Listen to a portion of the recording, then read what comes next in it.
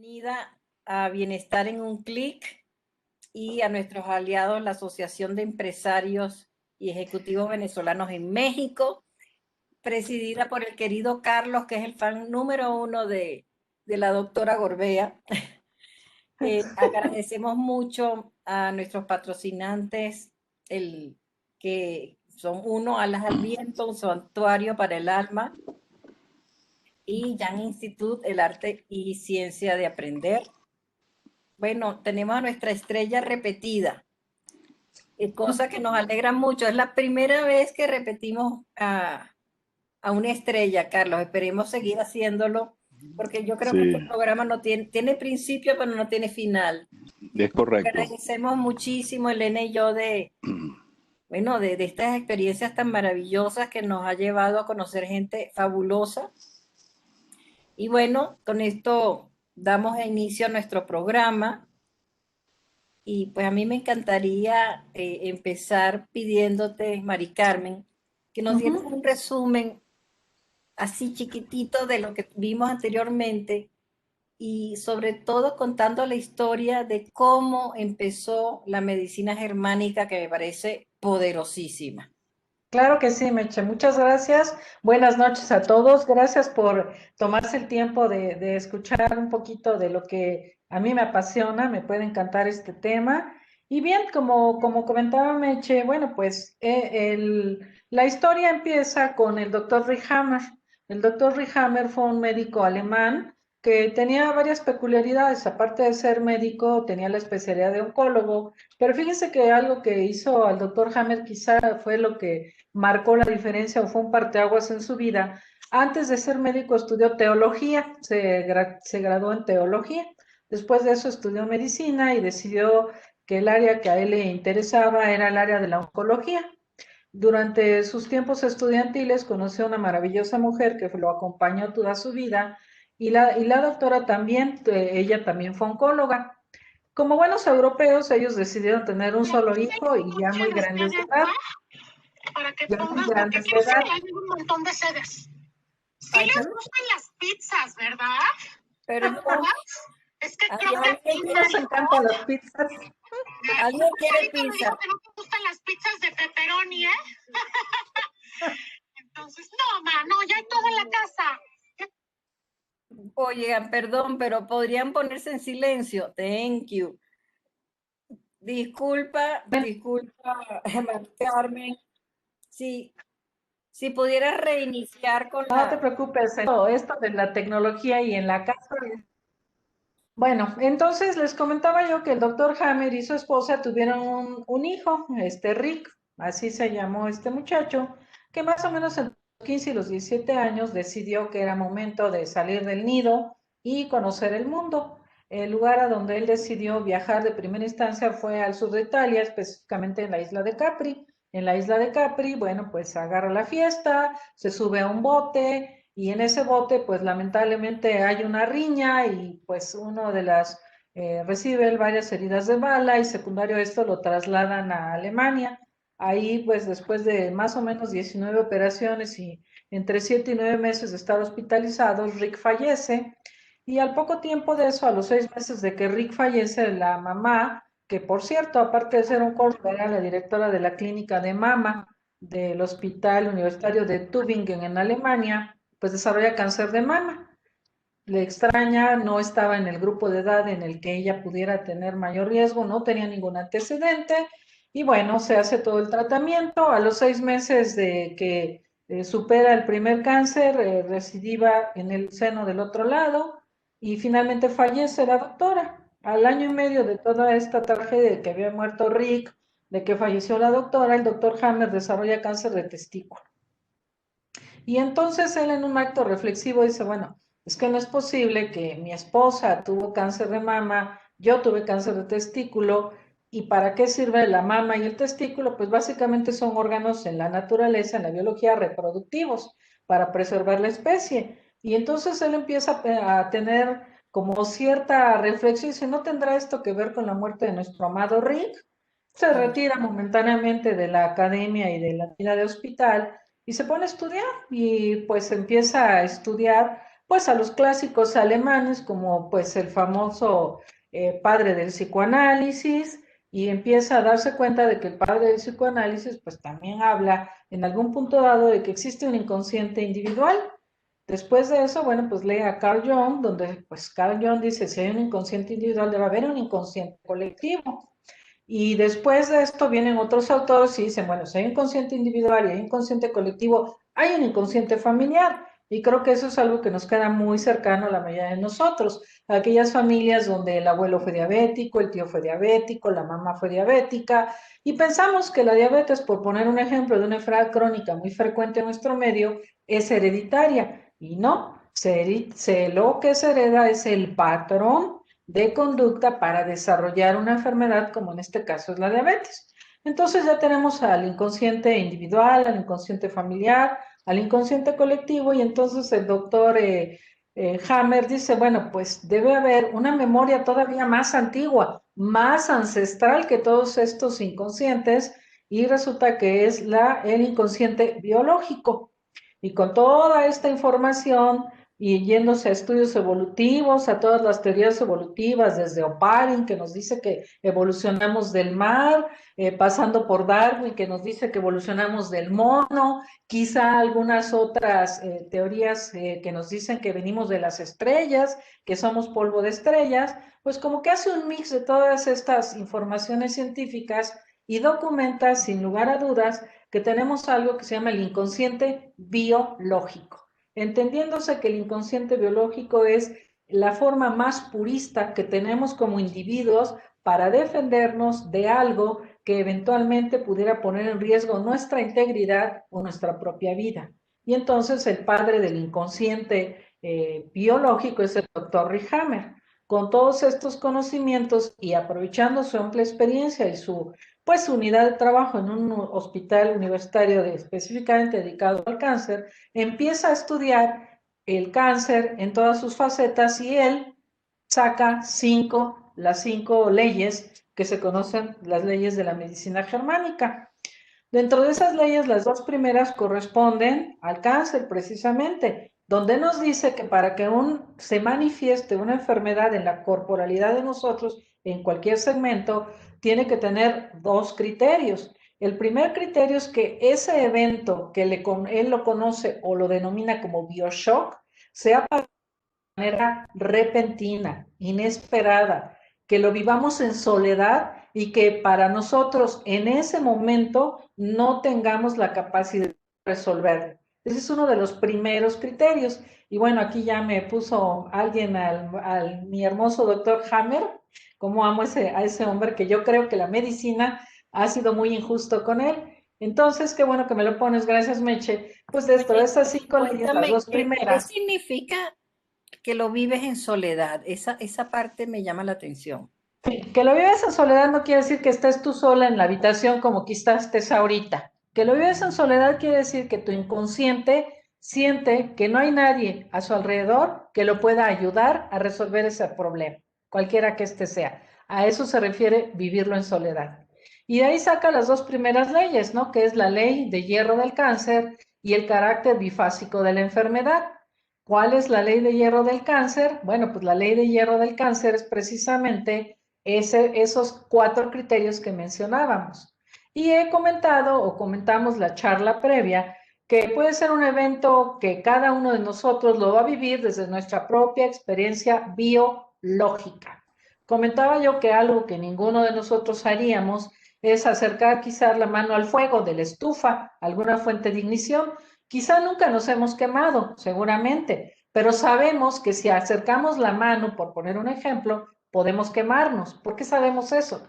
Porque sabemos que eso puede ser riesgoso, porque nuestra memoria biológica de nuestro instinto de conservación sabe que si se acerca al fuego, se puede uno dañar, lastimar o incluso, ¿por qué no?, hasta fallecer, ¿de acuerdo? Entonces, a eso se refiere el inconsciente biológico, que básicamente es algo que aunque yo en mi vida actual, aquí y ahora, no lo haya vivido, seguramente en mis memorias ancestrales, hablando desde la época del neandertal, del hombre de la caverna, seguramente ya tuve yo contacto directo con una definición en algún momento evolutivo y por eso mi inconsciente lo trae a colación y no me permite que yo toque esa flama o ese fuego. Otro caso muy común, quizá, sobre todo viviendo en la Ciudad de México, ¿verdad? Donde el tráfico es complejo y prácticamente nadie respeta las leyes elementales del tráfico, tú vas a atravesar una avenida o una calle. Y ahora es todo un tema porque pues ahora hay bicicletas, motocicletas, vehículos automotores, camiones grandes. Entonces yo voy atravesando y a lo mejor de repente volteo y viene en contrasentido quizá una bicicleta y de manera automática me hago hacia atrás, hago esto, me hago hacia atrás. A lo mejor nunca me ha atropellado una bicicleta, pero yo hago instintivamente esto porque lo hago, porque mi inconsciente hace que yo me proteja de algo que potencialmente me puede dañar. Eso es uno de los criterios de vivirlo en soledad. ¿De acuerdo?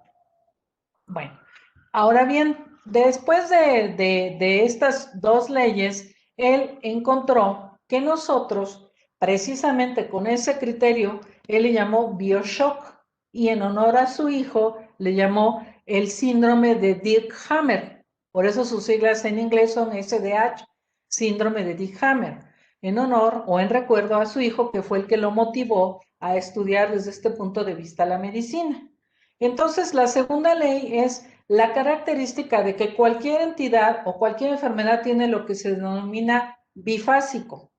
Bifásico quiere decir que diariamente en la mañana, cuando yo me levanto, invariablemente algunas hormonas se van a liberar o a secretar en mayor número. ¿Para qué? Pues para que yo esté consciente, para que yo pueda caminar, para que yo me pueda alimentar, para que yo me pueda mover.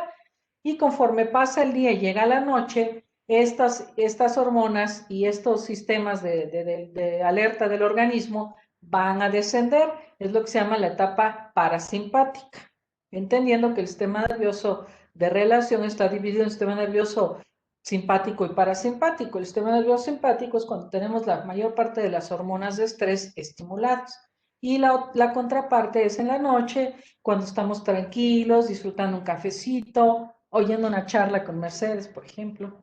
Y bueno, estamos todos tranquilitos. Entonces bajan nuestras hormonas.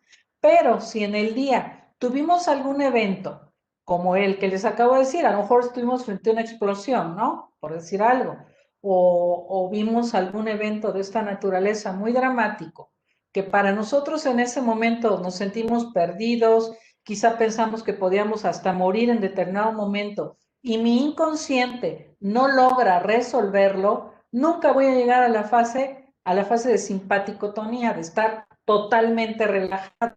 Me voy a quedar así como un electrocardiograma, ¿no? Con todas las hormonas de estrés, con todas las hormonas de estrés estimuladas. Y voy a tener trastornos del sueño y no voy a poder dormir. Y conforme va pasando el tiempo, algún órgano de mi economía lo va a manifestar en el plano físico. Y a lo mejor empiezo con que, pues a mí no me dolía la rodilla, pues ¿qué será? Que pisé mal, quizás es el zapato de tacón, quizás es este modelo de calzado que traigo ahorita y traigo ese dolorcito ahí en la rodilla, por poner un ejemplo, ¿eh? Pero puede ser algo más serio, como incluso un cáncer, porque decía yo que una de las leyes del doctor Hammer es que el cerebro humano no discierne entre lo real, lo virtual y lo imaginario. De tal manera que yo puedo estar todo el tiempo pensando, híjole, ¿qué tal si hubiera yo pasado en ese momento de la explosión? Híjole, y si me hubiera tocado la explosión, híjole, y si se dan cuenta, pero para nuestro cerebro está en el evento, está viviéndolo, realmente no lo discierne, no sabe que me tocó verlo a cierta distancia y que en realidad no puse en riesgo mi vida nunca, pero mi cerebro eso no lo discierne, ¿de acuerdo? Esa es otra de las leyes. Y así fue sacando leyes donde también uno ve la medicina de otro modo.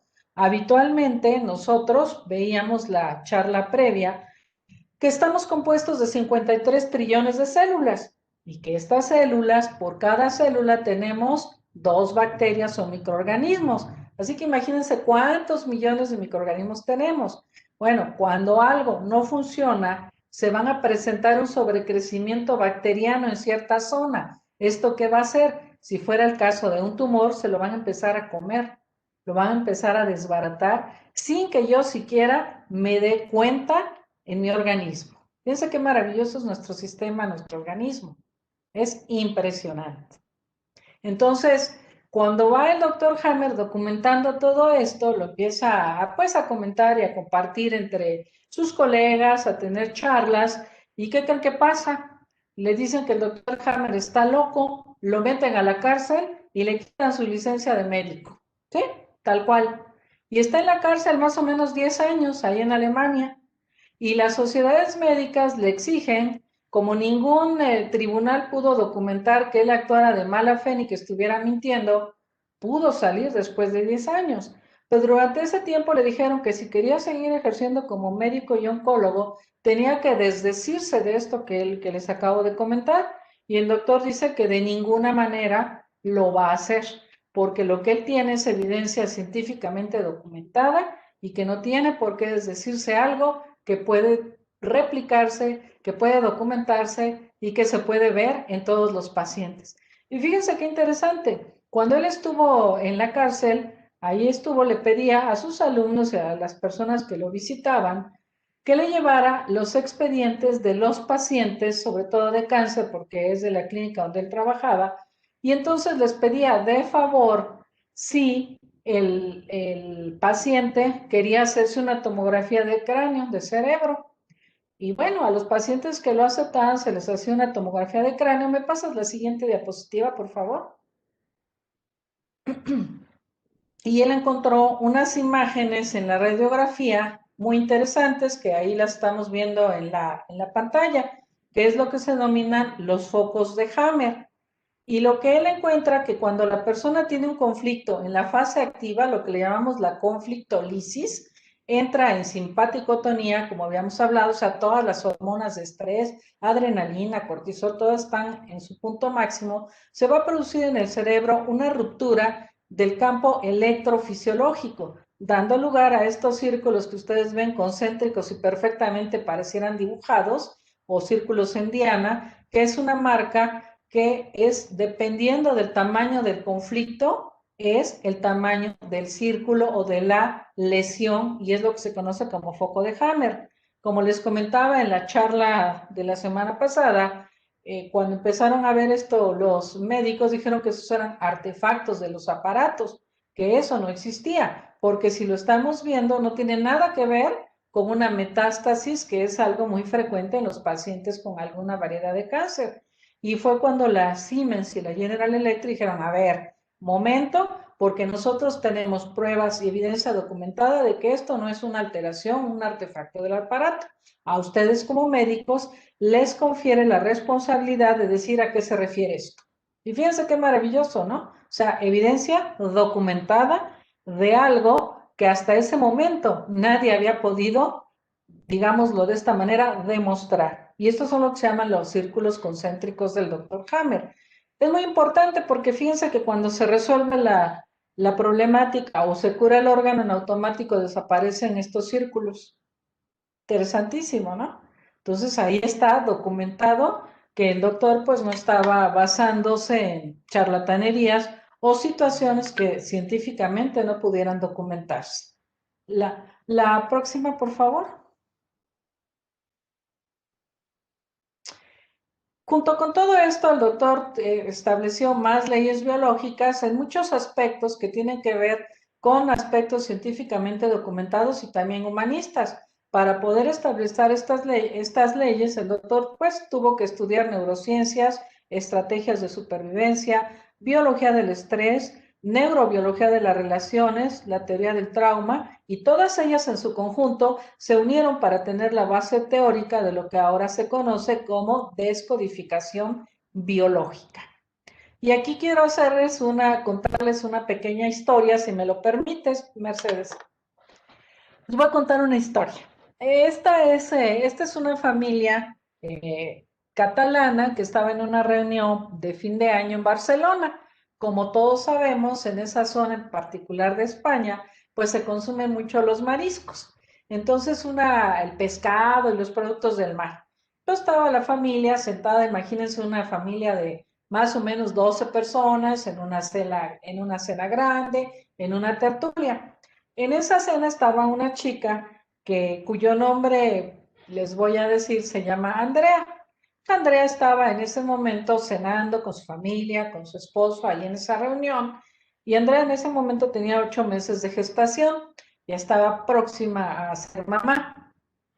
Entre la charla, la plática y la tertulia, pues a la hora de estar comiendo el pescado, un famoso guachinango con alcaparras, pues a Andrea se le atora en la garganta una espina.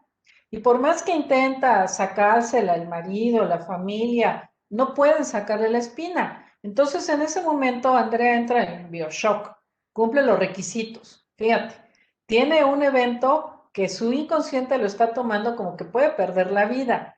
Lo vive en soledad porque para ella, solo ella, sabe la magnitud de la angustia que le está causando ese evento. Al final del día, bueno, pues llevan a Andrea a la clínica más cercana, donde a través de un proceso muy sencillo de endoscopía, pues le extraen la espina de la garganta, regresa a casa y no hubo mayor problema. Interesante, pues sí, ella en ese momento sintió que iba a morir y no olvidemos que estaba embarazada y también temió por la vida de su bebé.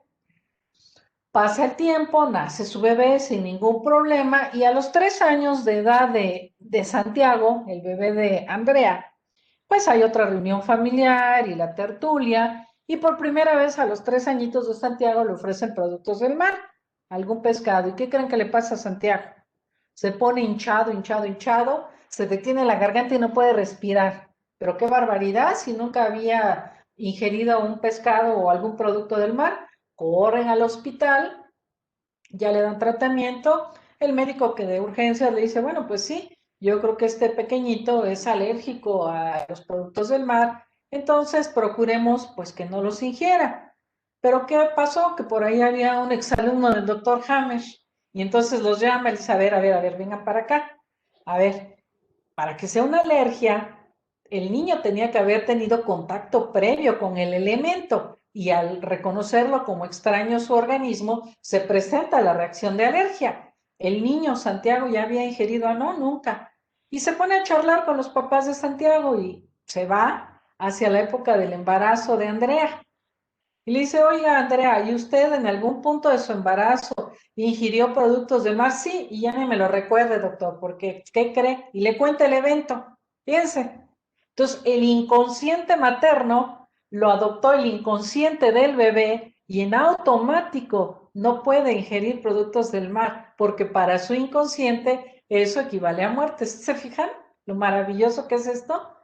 De hecho, el doctor Hammer dice que las alergias no existen, es lo que le llama el relés o recuerdos, y que la pediatría como tal, ya me estoy haciendo el harakiri, tampoco debería existir, porque según esto, todo lo que presentan los niños como manifestación de enfermedad o patología es un reflejo del inconsciente materno. Imagínense, ¿no? Entonces, a mí me dejó impresionada la historia de Andrea y de su hijito Santiago. Finalmente, este exalumno del doctor Hammer descodificó a Andrea y Andrea y Santiago, pues ya Santiago ya tiene 18 años y puede comer lo que quiera, ¿no? Pero vean qué maravilloso es esto. O sea, imagínense cuántos chicos nosotros conocemos que les hacen 10,000 pruebas de alergia y resulta que son alérgicos a todos. Entonces, la pregunta que yo les hago a los inmunoalergólogos en ton de burla, porque soy media llevada con mis colegas, ¿no? Digo, sí, le digo, a ver, este niño resulta que es alérgico a las plumas de ganso, al pelo del gato, al polen. Le digo, pues en su vida ha tenido un ganso, ni un gato, ni el polen, ¿no? ¿Cómo es que es alérgico? Entonces, si descodifican estas memorias, la mayor parte de los niños se les quita la alergia. Fíjense qué interesante, ¿no? Obviamente se descodifica a la mamá, no al chiquito. Pero vean cuantísimas vacunas no les ahorramos a estas criaturas, ¿no? O de muchos tratamientos, dependiendo del tratamiento que el inmunólogo recomiende a este pequeño. Así es de maravilloso esto. Y el doctor Hammer también, ahora los pediatras nos hemos cuestionado mucho porque pues de 10 pequeñitos recién nacidos que vemos, 20 tienen reflujo, regresan la leche, ¿no? Dicen, bueno, ¿qué pasa, no? ¿Ya todos los bebés nacen con defecto o qué está ocurriendo? Entonces, si nos vamos un poquito a estas leyes biológicas de cómo el inconsciente materno, y él lo demuestra, ¿eh? El inconsciente materno influye al 100% en el niño hasta la edad de 10, 11 años. De los 11 a los 16, 18 es el inconsciente paterno. Y de ahí en adelante, ya cuando se hace adulto, ya es el propio inconsciente del individuo.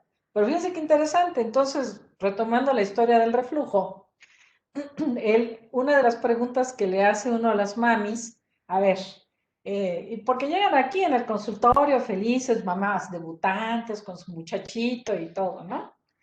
Y cuando me dice la mamá, no, es que llora mucho, si le doy mi leche no le cae bien. Doctora, mejor recomiéndame una fórmula, porque yo siento que mi leche le da cólico. Entonces empiezo a charlar con las mamás y les digo, a ver, ¿por qué piensas que tu leche? Es que es muy obvio, lo pego al seno y el bebé llora, le da cólico y empieza a regurgitar el alimento. Y entonces la siguiente pregunta que les hago a las mamás, a ver, ¿cómo está tu carrera, tu vida profesional? La mayoría son mujeres exitosas, profesionistas. No, pues muy bien, doctora, fíjese que ya voy a ser directora o gerente o no sé, ¿no? En lo que están haciendo. ¿Y cómo te cayó este embarazo? Pues mire, doctora, la verdad sí, sí quiero ser mami, pero sí me cayó así como medio pesado ser que Pablito naciera ahorita, porque pues ahorita no tengo quien me lo cuide. ¿Sí se dan cuenta de la asociación? O sea, no es que no quiera ser la mamá de Pablito, sino que temporalmente el inconsciente de la mamá dijo, es que no es el mejor momento para ser mamá. El inconsciente del bebé lo introyecta y lo interpreta, es que mi mamá no me quiere. Y la forma en que yo le demuestro a mi mamá que no estoy contento con esta emoción que me transmitió durante la gestación, regurgitando el alimento. Fíjense. Entonces se hace un ejercicio muy simple, ¿no? Que hacemos un protocolo con el bebé y la mami. ¿Y qué creen que pasa? A las 2, 3 citas ya no tiene reflujo el bebé. Entonces, vean la importancia de entender los síntomas. ¿Qué haríamos la mayoría de los pediatras y yo misma antes de haberme entrenado en biodescodificación? Pues le mandamos algún medicamento para el reflujo, le mandamos alguna almohada para el reflujo, le mandamos algún antiácido para el reflujo y una serie de medidas. Bueno, incluso hay hasta fórmulas para el reflujo. No quiero saber cuál fabricante de leches para bebés no tiene su fórmula antirreflujo, porque todas se apellidan AR, ¿no? Todo lo que es AR son fórmulas antirreflujo. ¿Qué quiere decir esto? Que son extraordinariamente frecuentes estas manifestaciones. Fíjense qué interesante, ¿no? Sí. Entonces, bueno, pues por eso dice el doctor Hammer que pues los pediatras no deberíamos de existir, pero a mí me quería, a pesar de todo. A pesar de todo. Pero bueno, fíjense la importancia de conocer esto, porque esto no lo sabemos todos, ¿no? Esto es una parte que en lo particular a mí me gusta mucho combinar, ¿no? Los conocimientos médicos, científicos que tengo por mi formación con esta nueva manera de acompañar a las mamis para que tengan una mejor relación con sus peques y fluya mejor. Me hace fascinante. Me parece maravilloso. ¿Podemos pasar la siguiente diapositiva, por favor? Bueno, fíjense que aquí es muy importante. La salud, ¿qué es la salud? Bueno, pues la salud se dice que es un estado de bienestar. Si yo no me... Fíjense en la raíz de la palabra bienestar, si la fraccionamos, bienestar, estar bien. Por lo tanto, lo opuesto pues sería la enfermedad. O sea, si yo no tengo bienestar, pues estoy enfermo, ¿no? Pero si se fijan, si yo me voy, mi mente empieza a volar. Si yo no estoy con bienestar, entonces estoy enfermo. Y si estoy enfermo, entonces requiero una medicina. Y si requiero una medicina, pues tampoco voy a resolver mi estado de no estar bien o de bienestar. ¿Sí se fijan? Por eso se dice que las enfermedades hacen visible lo que es invisible en nuestro cuerpo durante cierto tiempo. Si nos recordamos de la charla de la semana anterior, habíamos dicho que en el cuerpo, en el organismo, lo que no implota, explota. O sea, no hay forma. Es una ley de la física elemental. Y bueno, ¿a qué me refiero? También decíamos que nosotros somos un triduo, somos mente, somos cuerpo y somos espíritu, que incluso la Organización Mundial de la Salud, que es quien nos rige con muchas definiciones, pues hace ya más o menos unos 15 años acotó que el término de enfermedad involucra el equilibrio bio, psicosocial y espiritual del individuo con su entorno. Entonces, ¿por qué algo que nos está dañando espiritualmente nos duele una pierna o un brazo o una úlcera? Porque es la única parte de nuestro cuerpo que sentimos, la corporalidad, nuestro cuerpo físico. Yo no puedo decir es que me duele el espíritu y entonces me van a quedar viendo y van a decir, ahora sí ya la perdimos, ¿no? Totalmente, ¿no? Aunque sabemos que hay algo ahí que nos está lastimando, molestando, agrediendo, qué sé yo, pero la única parte que yo sí soy capaz de sentir y que el mundo que me rodea puede entender es mi corporalidad. Y es justamente cuando manifestamos alguna patología en alguna parte de nuestro organismo. Fíjense qué maravilloso, ¿no? Y por eso yo me imagino que el doctor Hammer se fue por aquí, porque estudiando teología no hay forma de olvidarse del espíritu. Y consta que no estoy hablando de religión, de espíritu, que no se confunda. Entonces, yo me imagino que esa formación del doctor es una de las circunstancias por las cuales él pudo hacer todo un mix, meterlo en una ensaladera, diría yo, y poder sacar todas estas conclusiones a las que llegó después de más de 45,000 pacientes que él vio. Y fíjense por qué es importante el número de pacientes, porque les cuento, a propósito de la pandemia en la que estamos inmersos, ha sido muy crítica uno de los biológicos, que no es vacuna, de Pfizer, que porque según esto se probó en 44,000 individuos, pero pues en realidad se probó en 22,000 porque a 22,000 les dieron placebo y realmente 22,000 recibieron el biológico. Y con ese tamaño de muestra establecieron las conclusiones para poder sacarlo al comercio. Pues al doctor Hammer ni con 40,000 pacientes le otorgaron la oportunidad de que pudiera registrar esto.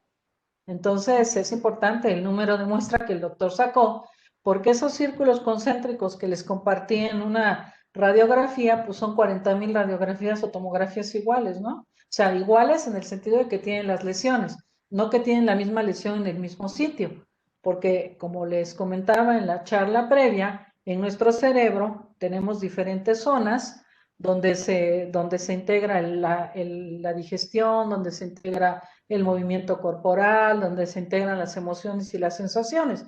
Dependiendo del órgano que esté dañado, va a ser la localización del círculo, nunca es en el mismo lugar. Entonces, con 40,000 pacientes no le creyeron y por eso cuestionan, bueno, y ahora con 22,000 sí creemos, ¿no? Entonces, dice uno, wow, como que, ¿qué pasó ahí, no? Porque ella no tuvo más la oportunidad, quizá el tiempo pues no le dio más la vida al doctor y bueno, finalmente pues falleció. La siguiente, Meche, por favor. Sí, Elena es la que está. Ay, perdón, Elena, sorry. Bueno, es importante entonces conocer nuestro cuerpo y mente, así como los pensamientos que generamos y las creencias que tenemos. Físico, pues todo es lo que se refiere al cuerpo. Emocional, se refiere a lo que sentimos. Que si se fijan en este dibujito, pues por ahí adentro del cerebro de colores hay otra figurita, ¿no? Que sería el espíritu.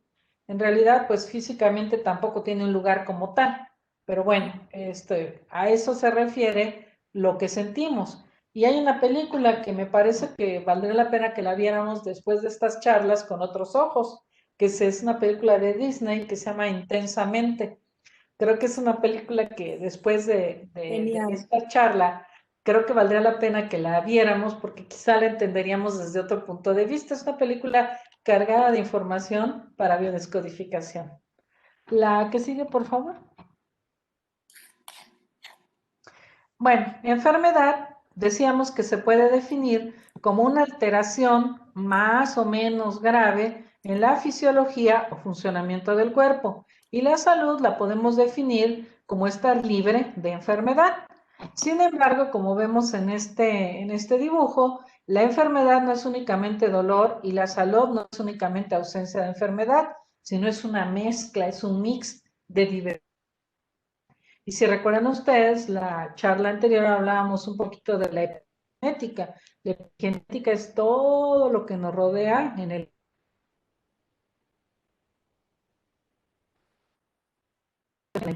con el que interactuamos, los alimentos que consumimos, las relaciones laborales, todo esto va a influir para que nosotros tengamos una mezcla de todos estos factores que nos van a permitir vivir con o sin una enfermedad documentada o no.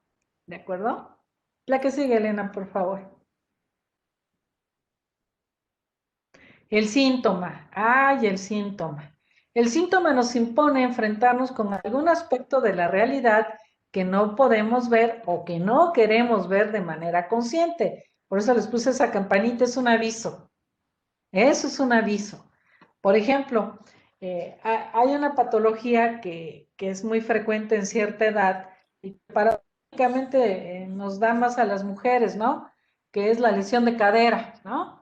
Muchas mujeres a partir de los 50 y más años o se fracturan la cadera en una caída o tenemos alguna dolencia en la cadera que nos obliga a operarnos la misma y generalmente acabamos con un reemplazo de cadera, ¿no?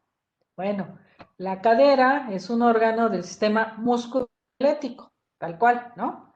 Está formado de huesos, de tendones y de músculos, todo en su conjunto hacen la cadera, la articulación de la cadera.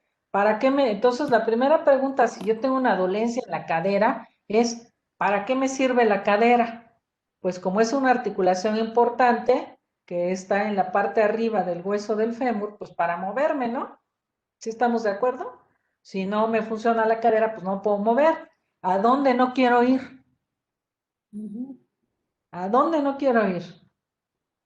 ¿Por qué no quiero ir? ¿Qué hay ahí que no quiero ir?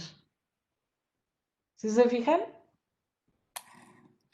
Es muy importante que nosotros, por eso les digo, es muy importante que tengamos el arte de aprender a escuchar a nuestro cuerpo. La próxima, Elena, por favor.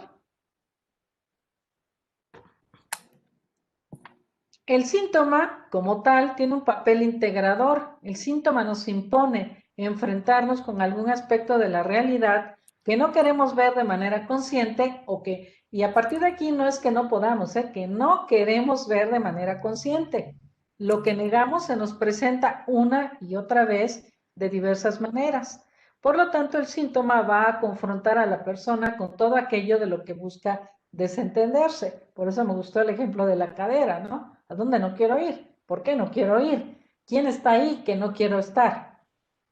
El síntoma es una señal y requiere atención, requiere interés y requiere energía. Y nos impide, estamos de acuerdo, seguir con nuestro día a día. Nos impide perpetuar el engaño de que estamos bien, ya que un síntoma siempre va a reclamar una atención. Y aquí yo me permitiría preguntarle al auditorio, ¿qué síntomas tienes? Y si mencionas al menos uno, ¿cómo lo atiendes? ¿De acuerdo?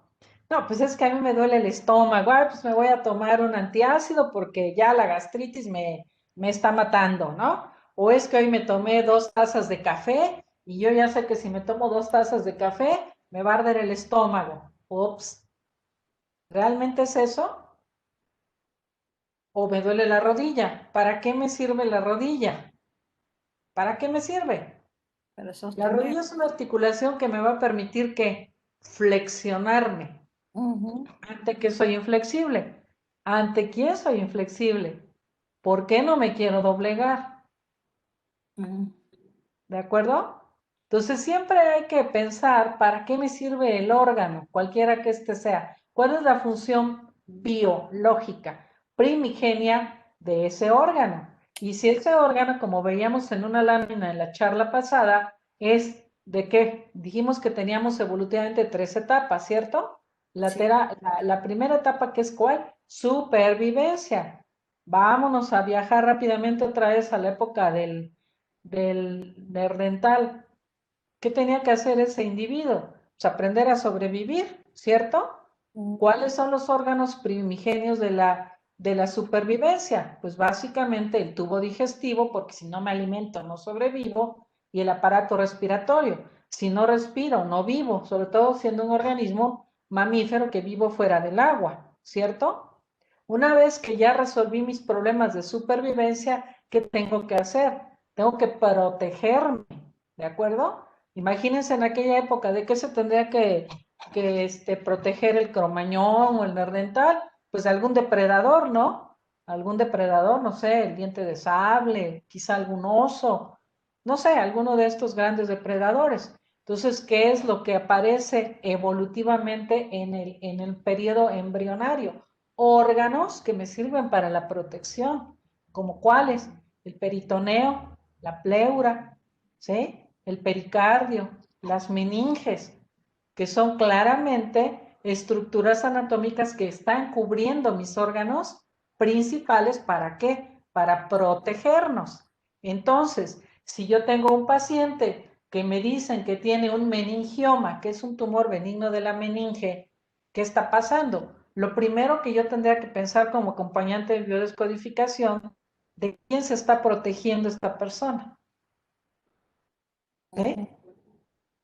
Y bueno, y una vez que el hombre aprendió a sobrevivir y a protegerse, ¿qué tuvo que hacer? Aprender a relacionarse. Entendió que solo no puede vivir. Entendió que el hombre, y aprendimos a ser gregarios, aprendimos a relacionarlos con los demás. ¿Y qué órganos nos sirven para relacionarlos? Pues los órganos de los sentidos: oídos, ojos, nariz, el sabor, la piel. La piel, que es el órgano más extenso del organismo. La piel nos dice cómo está la temperatura. La piel nos avisa que si hay algo que me esté molestando, ¿de acuerdo? Y me tengo que mover, y tenemos el aparato, por eso se llama locomotor, que está aquí, están los huesos, y están las articulaciones, ¿de acuerdo? Están los músculos. Entonces, si yo tengo alguna patología o enfermedad en ese entorno, ¿a dónde no me quiero mover? ¿Por qué no quiero ir allá? ¿Qué me angustia, molesta, incomoda, me inquieta en mi inconsciente? Y por eso, cuando tengo que ir a visitar a la tía Lolita, me duele la rodilla. ¿De acuerdo? Todo va teniendo en nuestro inconsciente una lógica. La próxima, Elena, por favor. A propósito de esto, pues ustedes seguramente pueden encontrar en internet que hay muchas escuelas que forman a personas en biodescodificación.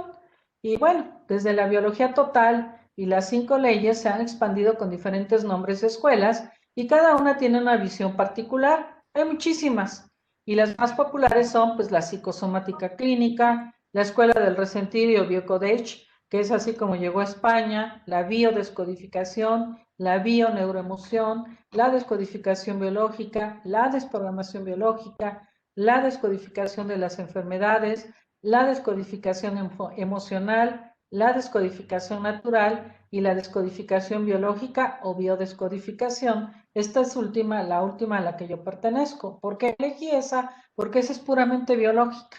No intervienen las emociones, no intervienen los sentimientos. Porque si yo me voy a sentar a interpretar lo que para ti puede ser un dolor de cabeza, pues ya empecé a poner yo mi interpretación, no tu necesidad inconsciente biológica que te está causando ese daño. ¿De acuerdo? Okay. La próxima, Elena, por favor. Los nombres, las teorías, las escuelas y los profesionales pues se multiplican como tantas personas hay en el mundo, y comienzan a introducirse con la idea de encontrar una respuesta en el interior y dejar de focalizar con la mirada de los problemas en el exterior, de responsabilizarnos de realmente nuestro estado de salud y de nuestro estado de enfermedad, y de comprender que la vuelta al equilibrio, por lo que el doctor Hammer llama la normotonía, depende de la resolución que se realice a nivel de los componentes de la triada psique, sistema nervioso y cuerpo. La próxima, Elena, por favor. En esta extensa charla, pues hemos repasado el origen, la evolución y el presente de la descodificación biológica, pero no hay nada como vivir en primera persona la experiencia de comprender por qué nos enfermamos.